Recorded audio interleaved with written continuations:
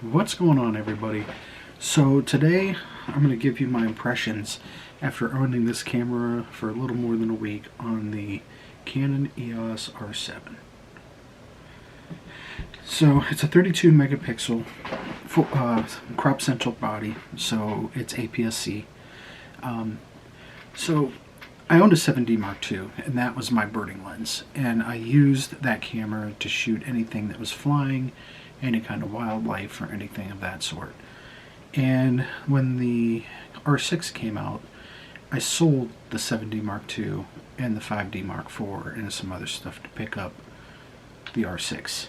And then so the rest of the money I took and put towards my R5.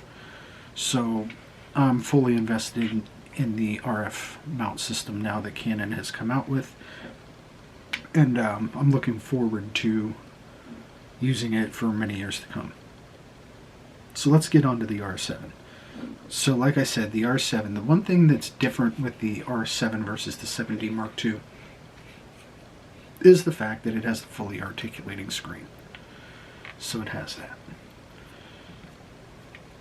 It also has in-body image stabilization, 1/8,000th of a second in manual shutter, and 1/16,000th of a second when it comes to shooting an electronic shutter.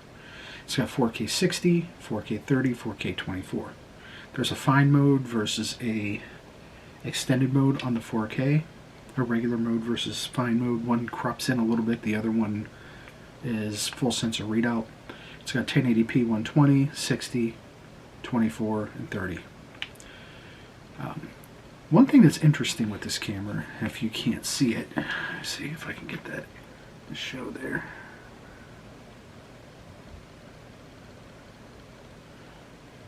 Alright, maybe not. Because right now I'm shooting this on the G7X Mark II. But if you can look down here, this is where the camera turns on. It's got on, off, and then video. This is something that you don't have on any other Canon body that I'm aware of. So you put the mode into video, and then on the dial you can select manual aperture, shutter, and priority, and then FV, and then the automatic mode. So that's the one thing that I find, and I actually like it. And then of course the wheel on the back, which is located right here, which you can adjust the thing there.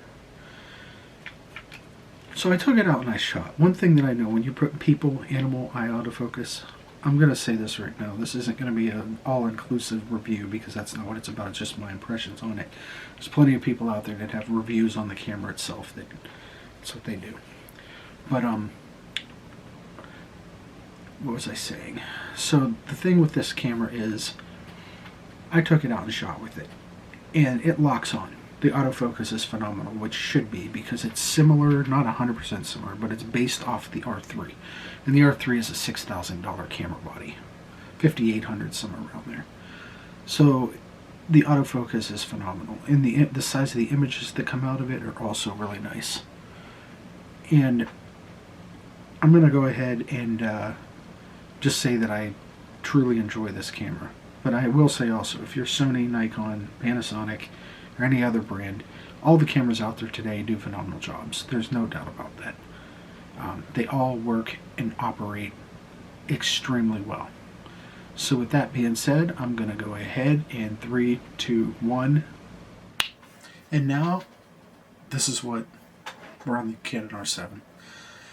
So this is the difference. The first camera I shot on was the G7X Mark III. Sorry about that. In 4K, 24 frames a second. Now we're shooting on the R7. So guys, if you're watching this video, highly recommend it. If this is a camera that you're normally used to and you had a 7D Mark II, don't worry about the thing out there that people are talking about. I mean, it shoots phenomenally. There's photos that I've taken of birds and stuff like that. Now, I live in an area where I don't have access to Osprey or anything like that, but some of the flying birds that I've taken pictures of have been phenomenal. The video aspect of it is very, very nice.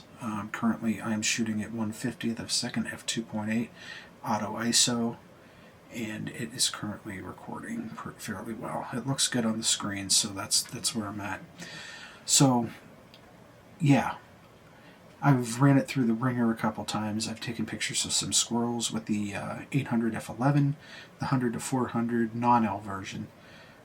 Currently I'm shooting on the 16mm f2.8 full frame lens, and I have not had a single issue with this camera whatsoever. It's very sharp, detailed, and does very well for what it is. So if you're on the fence about picking up the R7, do it. You won't be disappointed. I don't make any money on these videos. Everything that I have is purchased with my own money, and I'm not sponsored by anybody, so I'm just going based off of what I said. Like I said earlier, I've owned Sonys, Panasonics. I just keep going back to Canon. Number one main reason is because I have a lot of EF, or I had a lot of EF glass and transitioned over to RF. But if you're invested in Sony, don't sell off your camera gear for the next. Keep your camera. Sonys do really well. Nikons do really well. And unless you have millions of dollars to be forking out and switching camera systems, it's not worth it. So that's all I got for you. But like I said, highly am enjoying the Canon R7, and I hope you're enjoying what you shoot with. Have a great day, and I'll talk to you in the next video. Peace.